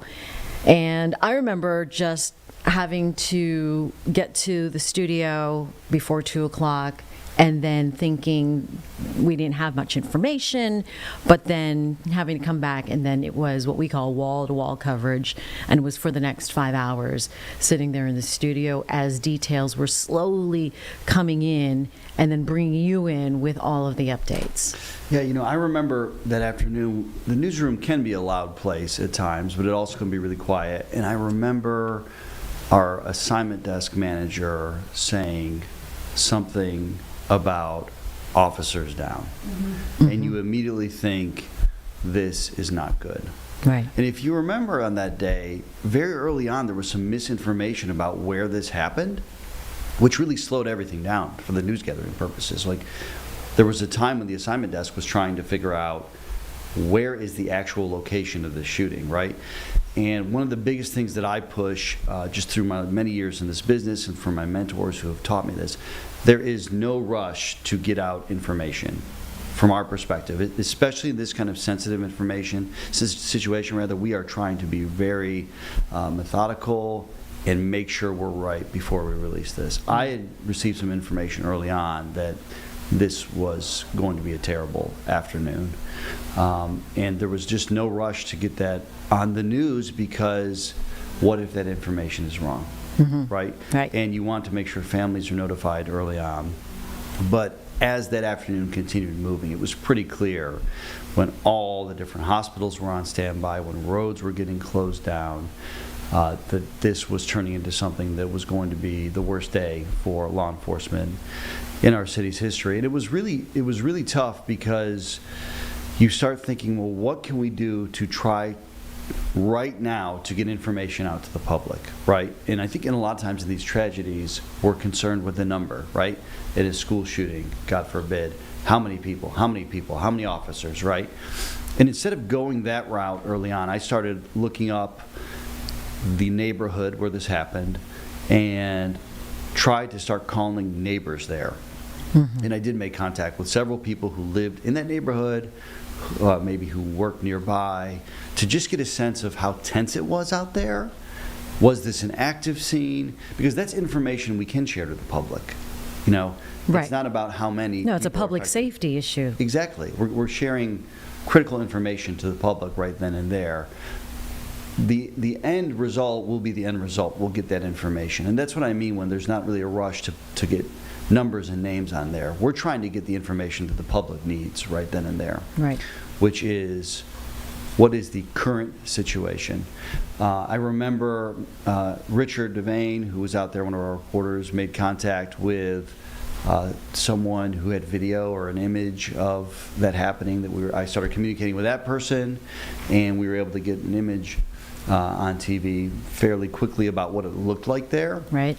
You know, we had a drone operator out there, but he couldn't get a drone up at the time, right? Yeah, we had a lot of restrictions. Exactly. The field, the area that was cordoned off, I suppose, They had a just getting command bigger center. and bigger. Right, that was kind of far away. So it's really hard to get eyes on the situation. And I think that's why it's so important. I was here in the newsroom still. You kind of have to have people here still, not just the people that go on air and deliver the news, but initially gathering the news so that we can make phone calls, so that we can see a map, so that I can look at property records to see who the owners are, so I can try to find their phone numbers. We went through all of that process the day of. And I remember as we started kind of getting ready to go on the news, for my role in this, it was kind of eerie just how the last time a couple officers were killed here in Charlotte was like a mile or two away from this exact scene. Interesting. So it's just such a sad day. And I remember in the days after, you know, early on I was very focused on who the shooter was and kind of uncovering his record a bit, and if the justice system failed these officers that day. But then I watched the funerals that were published, particularly the CMPD officer's funeral. I just remember listening to his widow's words and being they were so powerful, and I was just struck at how strong she was in that moment to deliver that. And I think that we saw a lot of that, right? Thomas Weeks' wife later talked to our Sarah French at the time, and just seeing her strength to kind of deal with this terrible situation. Yeah, I mean, just a horrible situation, the worst possible situation. And then you see, you know, at his funeral, these people that are speaking, you know, just with great stories. These are human beings who went to work that day, had a job to do.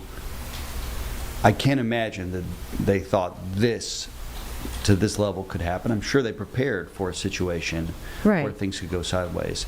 But this amount of death and injuries, particularly when you have a shooter who was up high in the house, who was clearly not surprised by their arrival. That's a problem when you're trying to serve a warrant on a fugitive. You want to catch them by surprise. They really didn't have a ton of time to react. And I remember, sadly having to watch some video of these officers that were kind of trying to protect themselves from a bit of a distance away. Some were on a fence, some were in a carport, and you could see bullets going by. And I just can't even imagine being in that situation. And then, their fellow officers are there trying to help, and they don't really know the full extent of this either. There is some radio traffic that's kind of painting a picture for them. But, at one point they thought there was a second shooter because of, remember that? The uncertainty of where the bullets were coming from. Exactly. Yeah. I mean, it was so complex. And even a year later, we really don't know exactly what happened. We have an idea. If you remember, the body camera from this incident wasn't released. That's kind of the one thing that, although difficult for us to watch and then make decisions about what to release, if anything, that would have helped piece together some of this from the public's perspective. But even in the weeks after, number one, I looked at federal funding and warning signs that the Marshal Service had given members of Congress about this kind of thing potentially happening. We found some federal audits that kind of raised questions about training in the past for the task force officers. Remember, this was a task force that was serving a warrant. And you start also looking at the system, the institution, right? Not so much about individual decisions that day, but the system that brought those officers there that day. We talked to several different experts who even still today wonder, why did they serve the warrant on that day in the afternoon? Right, that was a question that popped up almost immediately. Right, it just, for some people, it seemed odd. But, then we talked to those experts and they say, I mean, if you get a tip that this person is there right now at this location, you go with it. Because if you don't go right away, they may be gone. And maybe this was their window. Those are the questions that we don't really know. I'm sure there are people that do know that information, and I'm not sure it will ever really be public. But part of our job has been trying to figure out, well, what were the lessons learned? Because I don't know if you remember, but early on, he's now retired, but the director of the Marshal Service said, we're going to learn from this. We're going to try to take a real hard look. We know the risk is getting greater. We're going to try to figure out what we can do better to prevent this in this future. So, I had covered a couple of different stories after we can talk about in a minute, but one of my main projects was trying to figure out, well, what is the status of this internal review? What is changing because of this? And I made some what we call Freedom of Information Act requests. These are requests that anybody in the public can make to their government, and I did this to the U.S. Marshal Service just to try to get an idea, like this after-action review, which they call, where does it stand? Is it done? What is changing because of this? And this is a document that I received. It's the only documents that I got, actually, and I think they sent it to me in September. Yeah. Okay. This was. How long did it take to receive those? I mean, they did a pretty good job. Maybe a couple months, maybe less than that. They've been it's pretty not good. bad considering. Yeah, I mean, the Marshal Service really has been great to work with in this situation, considering the terrible tragedy it's been. I mean, if you think about early on, too, I'm doing stories about how they warned about this, how their training was an issue before, and they've been really respectful of our reporting, knowing that this is our job, is to ask these questions, is to be skeptical. You can, and I think I said this on the air, you can be both respectful and revere these officers and honor their sacrifice, and at the same time ask the questions that this kind of situation demands, because we don't want this to happen again. No. So anyways, these records here were interesting because it showed that in July, the survivors of this shooting went to a training facility in Georgia and met with the Marshal Service and explained what equipment immediately they think could help improve safety. Now you'll see it's redacted here. That's not uncommon. This is confidential. This is sensitive. You don't want to give criminals the upper hand against law enforcement. So we knew that at least there were some recommendations early on taking place. But also we had a change in administration at the president level, right? So you have also people in positions that change. I mentioned the director of the Marshal Service has since retired. So this after-action review the federal government had started is not done yet. I mean, it's been a full year, and let's be real here, this was an incredibly complicated shooting, an unusually high number of people that were killed that day. and you had a change in administration. This is still going through the process. And this after-action review is going to look at what worked, what didn't work, what they could do better in the future. And here we are a year later. We still don't know that. Now, you like you said, you've done many stories, had a revisit with each one. You also talked to Congressman Mark Harris. What was that conversation? Why go to him, and what was that conversation so like? Congressman Mark Harris, he's a freshman representative, and he's on the House Judiciary Committee. That is a really powerful committee when it comes to oversight over the U.S. Marshal Service. So he really has a stake in kind of holding that agency accountable, particularly when it comes to funding in the future, number one. Number two, he has signed on to a couple of bills meant to, as he would say, back the blue, better protect law enforcement. He also represents part of Charlotte and the surrounding area. And so we wanted to talk with him about what his expectation is moving forward. And here's what he told us. It's what you can learn from it. If there were mistakes that were made, you learn. If there's more information that could have been available, try to see how you can get that more information available, so where everybody has the data, everybody knows what they're walking into. Yeah, important, right? You know what history tells you you might walk into. Through our reporting for a story that's going to air tonight at 5:30, we interviewed a former chief of staff for the U.S. Marshal Service and a former marshal. His name's Art Roderick. He knows what these officers went through to some degree because he was involved in a deadly firefight back in the 90s. I don't know if you remember hearing about Ruby Ridge in Idaho. Yeah. It was very well known at the time, kind of infamous actually on a lot of fronts. And his partner was shot and killed. And he knows what.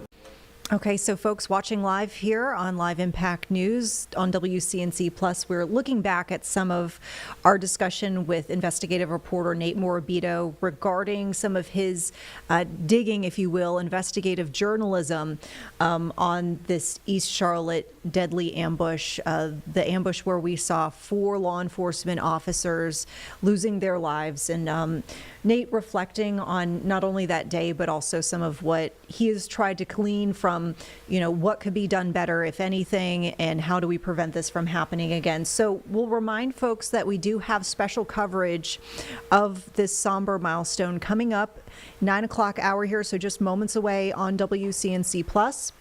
You'll be able to see Nate's full piece and his reporting, and we heard him talking about his sit down with legislators, and so we'll see more of that interview coming up in just a little bit. Of note, we have more coverage for you as well tonight on the news at 11, so keep it here on WCNC Plus. Our Jesse Pierre spent the day in the neighborhood where this happened, so not only hearing from neighbors, but also seeing what the neighborhood looks like now a year later, hearing from them about some of the reminders they're still seeing.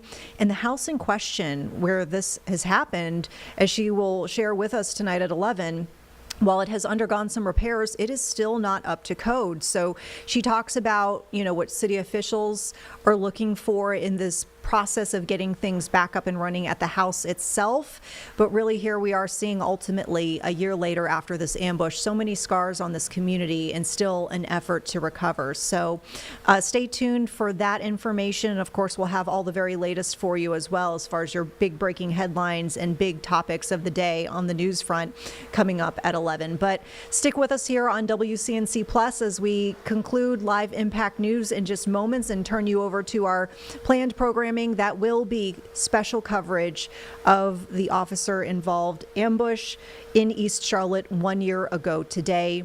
4 lives lost, and we'll honor those officers as well. Thanks for joining us. I'm Vanessa Rufus alongside producer Jeb Goldman.